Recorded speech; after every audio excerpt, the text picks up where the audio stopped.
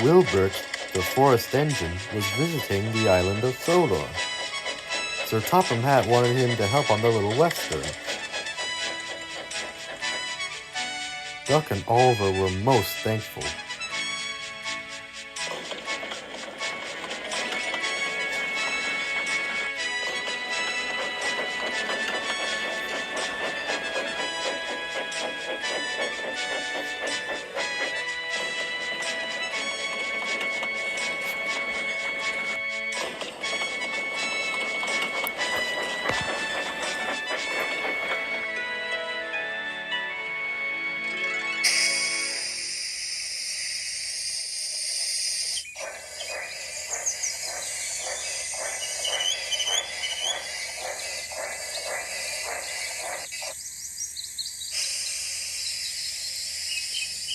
"I've never seen the truck so well behaved," smiled Duck. "Keep up the good work."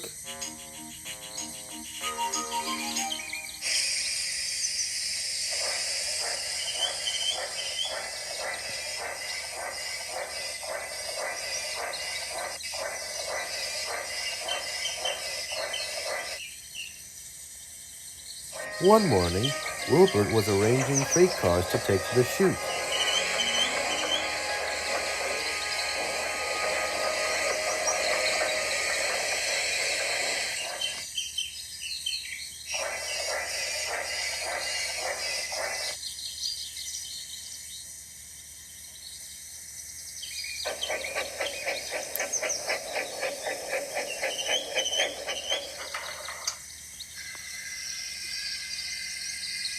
He noticed one sat near the back of the sidings. It looked shabby and timid. "Hello," called Wilbert. "What are you doing back there?" The truck eyed Wilbert silently. "Would you like to come out with me? I have a train to take soon." No, shuddered the truck. I'm fine. Don't bother with me. Be off with me." Wilbert puffed away in bewilderment. "Were you talking to old Scruffy earlier?" asked Oliver that night. "Scruffy?" pondered Wilbert. "Why is he called that? He seems good as neck as the other trucks." "You should have seen him before Oliver's little stunt," chuckled Duck. "What do you mean?" asked Wilbert. Oliver recounted the story.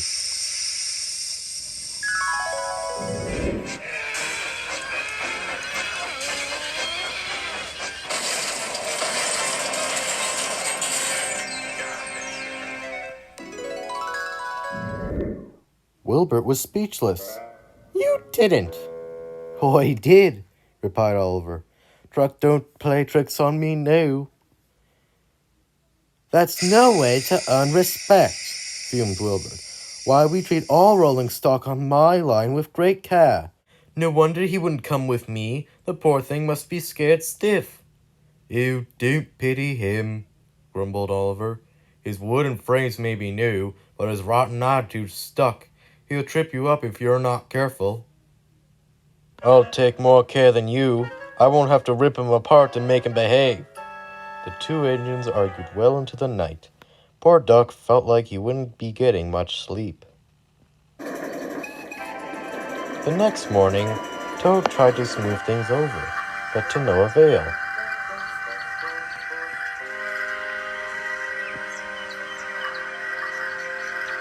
"You mean to tell me it was your idea, Toad?" spluttered Wilbert. "Not to put a report, you understand, Mr. Wilbert," replied Toad. "I only thought if Mr. Oliver showed the Francos his strength, they'd respect him again." "Unbelievable," sighed Wilbert. "I suppose I'll have to show you the proper way to make trucks behave." Toad gulped. This wasn't going to end well.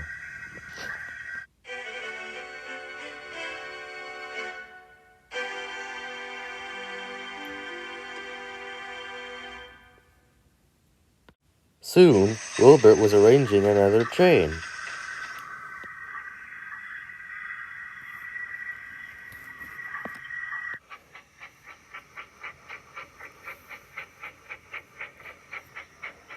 He buffered up to Scruffy, who immediately protested.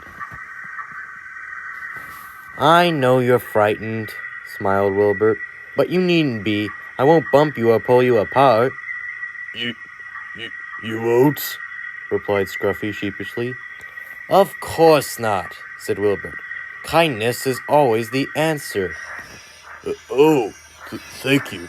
You are a good engine," stammered Scruffy.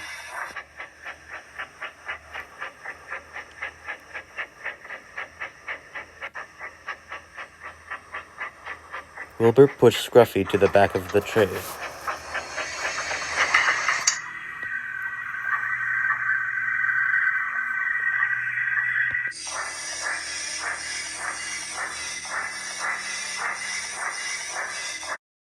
As soon as he ran around front, a devilish grin flashed across the old truck's face.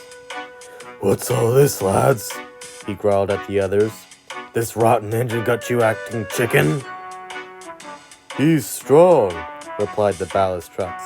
"We don't stand a chance against him." "You do now. You let old Scruffy do the thinking, and you'll be all right." The freight cars giggled as Scruffy explained his plan.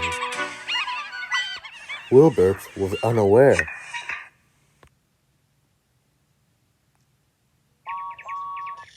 And set off smoothly when the signal dropped.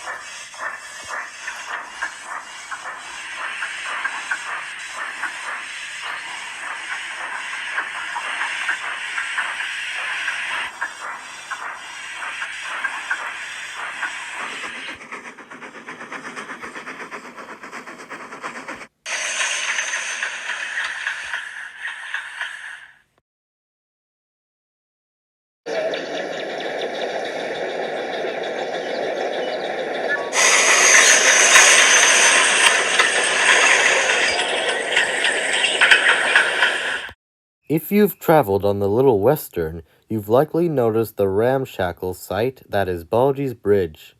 After its namesake incident, it was haphazardly repaired, but the cracks were showing again.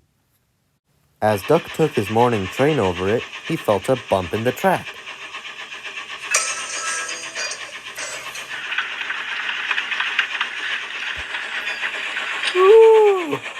"Must still Sir Top man about that," he yawned.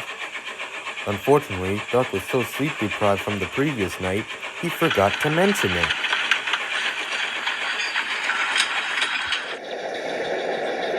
Wilbert soon came puffing along, and Scruffy was lying in wait. Just before the bridge, it happened. "No!" cried Scruffy. The freight cars bumped Wilbert hard. There was a snap. Scruffy's coupling came loose. He and the brake van began slowing down. At the bump of the bridge, he bounced, lurched, and stopped, his front wheels off the rails. He was tilting down the embankment, and very frightened. "Oh, help!" he cried. Wilbert was too focused on the other trucks to notice. "Come along, do behave, come along, do behave," he sang.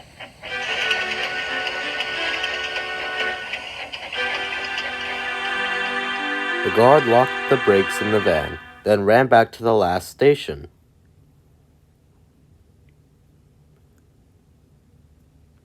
Scruffy was alone and regretting his plan. When Wilbert reached the big station, he was in for a surprise.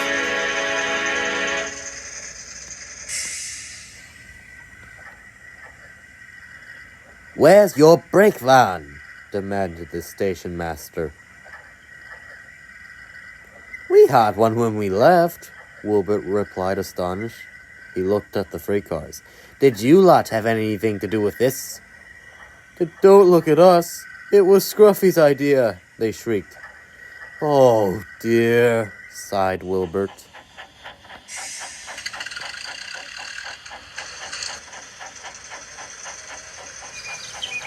Scruffy grew more frightened as time passed. Suddenly, he saw Wilbert and the crane backing towards him.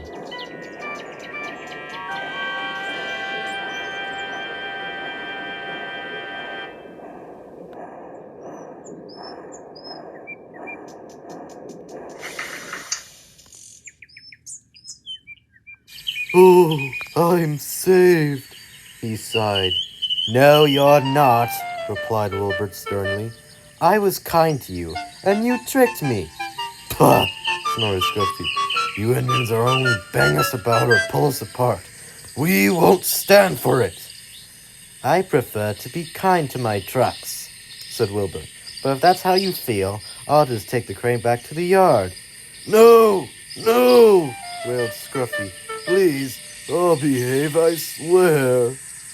That's better, smiled Wilbert.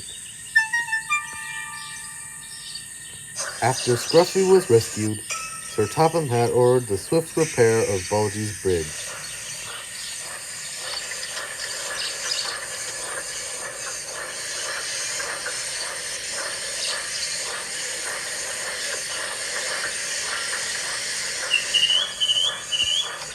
Wilbert was kept busy, pushing and pulling freight cars for the workmen all day.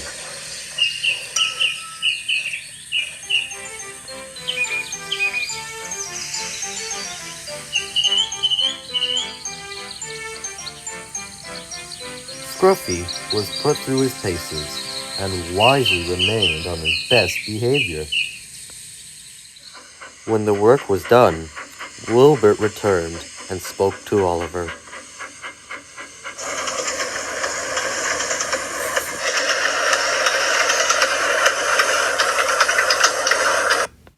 I'm sorry I got so cross with you, Oliver. I should have heeded your warning. That's all right, smiled Oliver. You did manage to make Scruffy straighten up in the end. Toots says he hadn't said a peep since his ordeal at the bridge. You may have pulled him apart, chuckled Wilbert, but I suppose I made him pull it together.